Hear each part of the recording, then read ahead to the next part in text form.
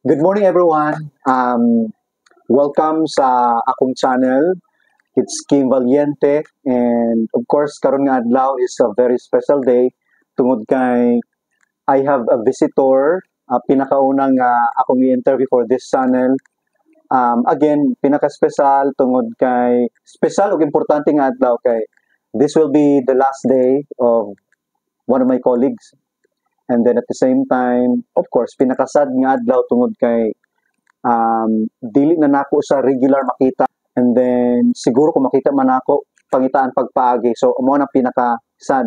At the same time sa ako nga case, sakit because in my 13 years here, murag lisod kayo ikuan labi na kag ang 1 year gani ma-attach ta how much mo nga 13 years nga pag-uban na attach sa gid ka. So sakit sa ako nga part kay dako kayo sa contribution sa akong kinabuhi, especially giving advices and then serious talks. Especially sa pagsulod ako diri, subject teacher pa man ko. So dili kay nga na ka strong ang attachment sa students. Pero right after that 2 years, murag dito na ko ay class advisory, murag dito nag pinakasakit especially towards the end. Kay kabulugog ka nga naran na sa but of course I am every time nga mag-end ang school year is emotional kayo ko then. Of course, na ako'y maduulan and then welcome nato atong bisita karon for this interview, Ma'am String Pabeka. Hi ma'am, good morning. Hi, good morning. Salamat Kim sa pag-imbitar. Yeah, siyempre, again, atong gingon si mo ganina, special tungod kay murag gitagaan gid ako nig time gyud kay. So kumusta man ma'am, after 32 years mo maghawa na ka diri sa school? Yes. Sad, excited. Dayon, diri ra biya ko nagdugay, no? Kini siya nga place is my kanang comfort zone.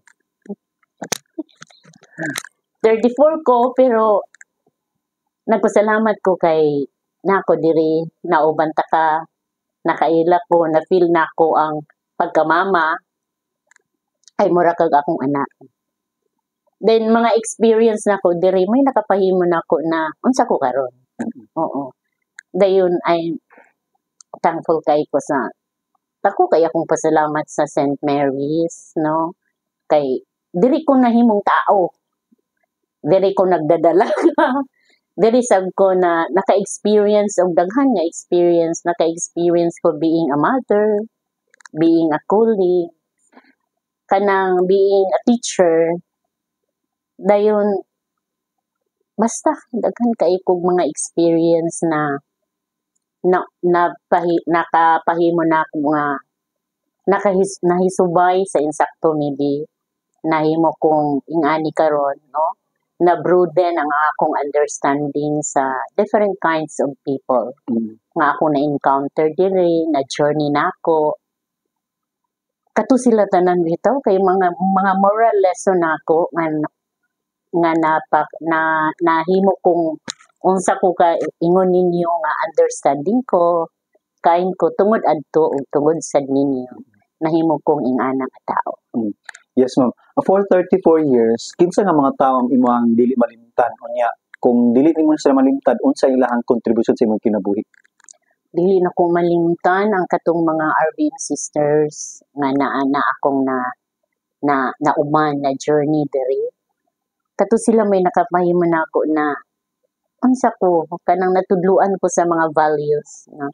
Especially sa values ni Mother Ignacia, courageous, no? Being simple, maugid na.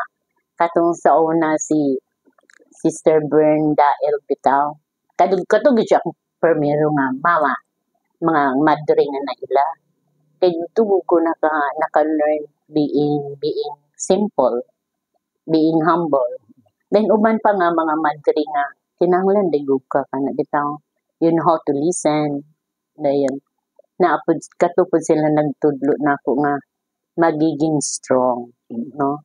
Dayon kato ako mga kauban pod sa una si Ma'am Labis, angin wala na siya karon. Si Ma'am Carol kana gud sila ang the best teacher nako about life. Dayon unsa ang pinaka sad nga moment nga imong na-experience din nga feeling nimo mo give up na ka kay kapoy na were you able to experience that nga sa 34 years? So of course kapuyan man tano pero niabot ba ta sa punto nga I need to resign, I need to give up. Na ako yung mga ingana katong nawala ako hang nanay, no? Gusto na ko dili magkuan. Gusto na ko dili magtrabaho, no?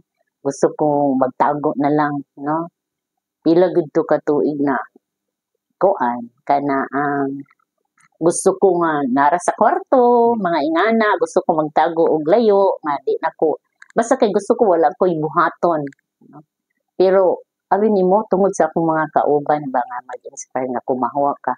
Unsa man lagor ka maglukluk kantos bukid. Kay dako bagi kong contribution sa mga tao nagpalibot sa imo, di ba? Kana sila tungod sa ilaha sa akong mga kauban before. Kuan kana ang may nag-encourage sa ako nga dili uy ayaw pag undang pag kuan.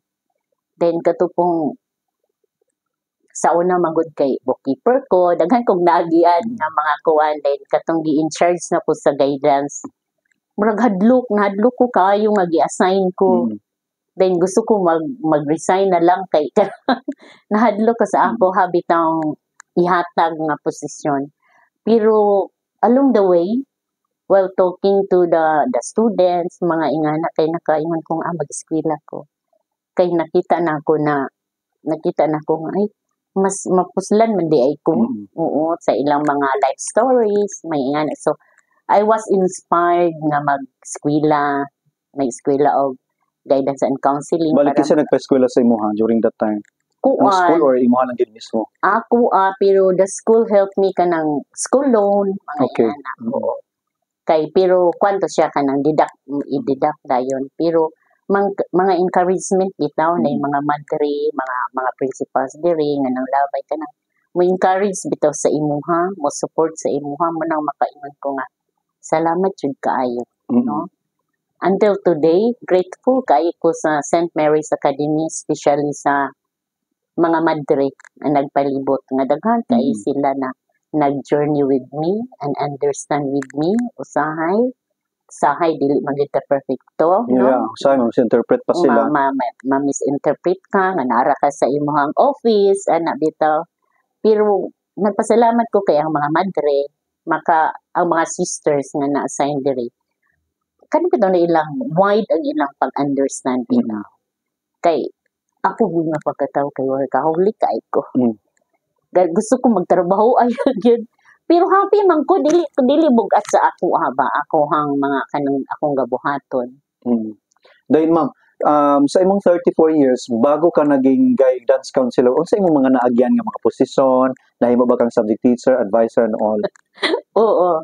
Pero miro ako gyud ang assignment yun ako diri pag intern ako there is bookkeeper. Bookkeeper. Oo. It was Sister Edith Linog may nag-hire sa ako no. Right after ko nag-graduate sa college, gianhi ko niya diri kay gipa-fix ko niya sa mga records sa kuan cashier. To Sister Edith Linog nagkuan sa ako. After that one, kuan nahimo kong gipa-eskwela day ko sa General Santos og 2 months sa computer. General Santos good? Oh, General Santos. Eskwelahan na or dito sa Jensan ba? Okay. Dito ko na-eskwela sa 3 day man siguro okay. For 2 months. Then after anagi at tagaan din kong computer 1, 2, 3, 4 nga subject. Joker kayo to dayon pag human bookkeeper paghihapon ko. Then nagiging advisor ko, nakatudlo pag araling panlipunan, no? Pero dali ra to kaayo. Dayon nagkuan ko, nahimo kong kuan kana ang SBO moderator. Okay, SSG na karon. SSG na karon. Joker kayo to. Then nahimo kong kuan campus pod. Oo. Campus ministry. Oo. Nakaagi po ko og nakakuan ko sa library. Gamay-gamay lang pero mo na akong mga experience nga karon bitaw kay makakuan ko nga laoy. Nakuanan to nako. Pero I enjoy man pod. Dili bugat man gud sa ako agi. Tapos after that, paghuman after 1998 man siguro ko gi-assign ko ni Sister Melania Valcarcel. I-assign ko niya sa guidance in charge. Which is mo na ang pinaka-last. Mo na Pero murag di ba nakaagi kag stock? Oo, kanang sa SBO Oo, sa moderator, SBO, stuck oo, man na stuck, siya oo. dayon. Okay, sa una magud kay kung SBO moderator kay ikaw lang stuck. Oh, so unsa na imong wala na imong naagyan nga opisina? What ganun siguro wala Ang academic na wala ko wala kay ka dili na. ko kuan na on Ang academic. registrar. Nakakuan po ko, How nakahelp po about ko. cashier? Nakakuan po ko og cashier. Okay. Murag daghan akong nabiyuhan. So how was this experience nga na Abi ni nahimo kang ikaw? abi nimo na enrich gid sa tanan akong experience diri sa St. Mary's in different offices. Nakakuan ko na broaden akong understanding, no? Na broaden akong understanding nga unsa day na sila tanan nga mag-work para sa uban naglingkod-lingkod lang pero I know what is in the lingkod-lingkod. Yeah. Nga they really work. We really work yun sa mga inana na mga butang, mga trabaho. Tapos katong nahimo kang advisor. Kumusta man si Ma'am String as advisor? Kung advisor daw ko kay isog ko. Dili alata. Isog ko kaayo, mangwilyo ko. Wow. Sa una kay pwede pa man to. Kaya gito. Isog ko kaayo sa katong advisor ko. Pero nice ba ya kay ngano kami sa advisor ko sige kung kuan kay may kanang competitive kaay ko nga as kung an mga advisor. contest. Na mga contest akin ang ma-winner ko. Dayon kung ako advisor manggod kay isog bang ko lugar gud no pero makita ba yapod pati mga parent mag-cooperate no kanang kuan na jud ipa-explain na gud nimo Intact communication with them. Yeah, Ang pinaka-importante. always good. Sa una sa panahon sa amo, sa una may cellphone good. Muna makapokus sa mga bata. Patawag gud tawagon gid ang parents, padadag sulat, magpaabot Sulat pag gid text. Sulat, magsulat ka, ipadto didto. Dayon, dalaon din sa bata ang reply nga ani si mama ugma sa kuan ingana. Tapos pila ka kuan magtuig nag-advisor? Pila pa ko katuig ng advisor kay naka-advisor ko mga 5 years na siguro ko advisor. So din sa 5 years ma'am, sa 5 years na feel pud nimo akong feel like na-attach sa mga estudyante and then how did you cope up with that kind of situation na na-attach? Ako kung advisor ko no, di ba? So ko. Pero friend, kuan ba? Kung advisor maguta kay murag gutag mama no. Binsag unsa di mo ka isog kay mama gid ka. Mama gid ka moduol ka di masakitan ka kung kuan na usually ra ba nga akong advisory kay kuan pasaway, mga badlungon. Last section pero katubito kay na-enjoy ko kaayo. Na-enjoy ko kay na mga daghan drama sa kinabuhi kay nasuko ka karon pag kaugma kay tagaan ka og kay broses. So mawalay mo kasuko. Mawalay mo kasuko. Pampapiyok. Lagi din. Ma-enjoy ka sa mga bata mag-care mga letting go dugay pud na nako kaayo study kuanan. Kana ang masakitan ka kay wala na sila, no? Dayon pag human malipay po ka kay naka-move on naman sila. Pero it's not easy baya to let go. Lisod good pero kailangan. Sige daw. Can you give us an advice about that? This is not you anymore. So, sa mga tao nga dali ma-attach. Kung kuan bitaw ingon kay kinahanglan we have to think kinahanglan ibutang nato sa tungon na una nga dili na sila butang nga pwede atong gunitan permanently. They are human nga kinahanglan mag-move on, no? So dili siya permanente in life man good. Kana mga tao manilabay sa atong kinabuhi is our mirror kung sa na sila. So dili na sila kay friends, colleagues is come and go. They will go out from your life kay they will search for more, no? Kana ma-achieve na ilang mga gusto nga kuhaon. Pero nanapoy mo come to give us inspiration. Another people na sad nga phase of life nga makaingon ka nga ay naday mga ingani nga ta. Ibutang gid nato sa atong mind o sa atong heart na people come and go. Nga nay mawala nay mapuli. Oo. Pero syempre di balisan man dawaton. But anyway, kanang how about sa ma'am sa aside sa students, naman to sa advisor, how about sa kanang kauban nato sa work? Kanang ready na bagid ka nga mo leave or dugay na nimo gi plano, gi-ready nimong heart kana unsay gibati nimo karon as of this moment? Dugay na kay nako ni gitun-an akong kaugalingon. So pwede gid sa nga i-ready imong self. I-ready Nga na magitay magkuhan. preparation sa kinabuhi. Mm. Kana ang nasa kong mind kay tanan butang diri sa kalibutan kay nay-end. Even the face of our life bitaw na kini nga stage karon kinahanglan mag-let go nako. Okay. Oo, okay. Nanapog ko'y another Pero yun nga, stage ready na na gid ka. Ready na gid ka. Wala na kay di wala na ka siguro muligi. wala siguro sir kanang ready sa tanan ni incident sa kinabit siguro ready kay ano karon kay ma-feel ko biya nako na parang empty parang na ako'y longing di ko kasabot sa akong gibati kung kuan na ba gid ni mo nang ingon ko Lord kuan na jud ko kay mag-let go na jud ko. Pila ka tuig gud ni nakong gipangandaman nga mag-let go ko. Oo. Kanang uban sometimes nag-withdraw nako sa uban para dili kayo sakit ba ang pag-let go. Pero kung nanagud ka day karon na gyud kay parang di ko kasabot sa akong gibati. Okay. So at least Mura kog naglutaw sa hangin. meaning to say kuan pag yun na pagid ang kanang Uy, imagine na gud nag 34 attachment, years, yeah. sir.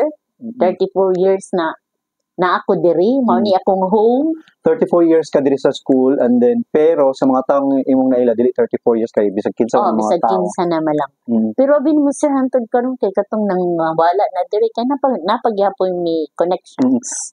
Very good. Kada tao, kada grupo sa tao kay nakoy na learn sa ilaha nga have to remember.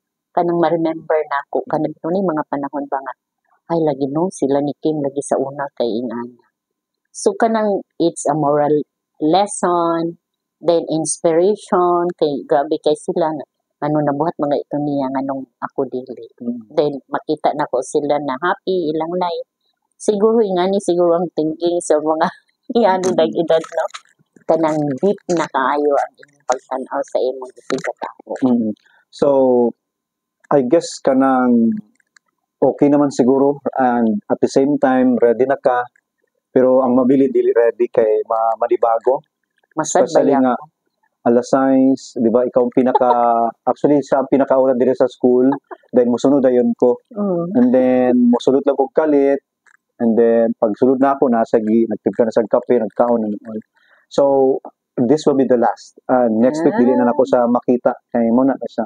So ma'am, any advice or unsa imo ang ikabilin para sa amo as you leave this four corners of our school? Enjoy your work. Be happy with whatever you work. Kana bitang unsa imong gitrabaho, be happy with it, be contented of what you are doing and achieve more. Then be kind to anyone. Be kind and be courageous to do your duty as a teacher or as a personnel of St. Mary's Academy. So, ma'am, thank you kay sa time. I hope namoy natun-an gamay, no? Ako kay every ko na ako'y natunan kay every now and then mo ko saya namo gud say i-advise ga istorya. So, murag usahay musulod usahay dili kay nakoy kaugalingon ako nag-decision but syempre ma-realize nimo nga uy tama dai si Ma'am String. So mo to actually isa ang among guidance counselor diri sa school. One last na as guidance counselor, do you seek advices sa ubang tao? Gapa-advise pagyapon ka? Yes. Oo. Kay we are not perfect ba ya? Then we want gusto punta paminahon. There is a St. Mary's as a guidance counselor. You are the listener. Okay. Oo. Then you bisag wala kay isulti, basta kay naala ka sa ila, your presence. Dayon, ako po as a human being, minahanglan po kog nay someone nga maminaw na ako. So, I attended mga seminars, kanang mga colleagues, may istorya, mga weekends na ay mga kuan to unwind, kay para napoy maminaw na ako. Yeah. Napoy mo journey na ako. Of course, importante. So again, ma'am, thank you sa imong time and God bless sa imong journey, next journey sa imong kinabuhi. Yeah. And I hope malagad pa kanamo. And then, so yun, thank you kay sa time. God bless. And Salamat. sa imong desire, sa imong kinabuhi, mag-amping ka kanunay. And then, Salamat. basig na Thank you, kay Kim. any message. Thank you. Be happy. Be kind and be courageous in everything you do, wherever you are. Thank you so much, Mama Gina. Salamat. Again, everyone, thank you for watching. If you wasn't able to subscribe yet, please subscribe na. And keep watching this video. And I hope na may matunan. Thank you and goodbye.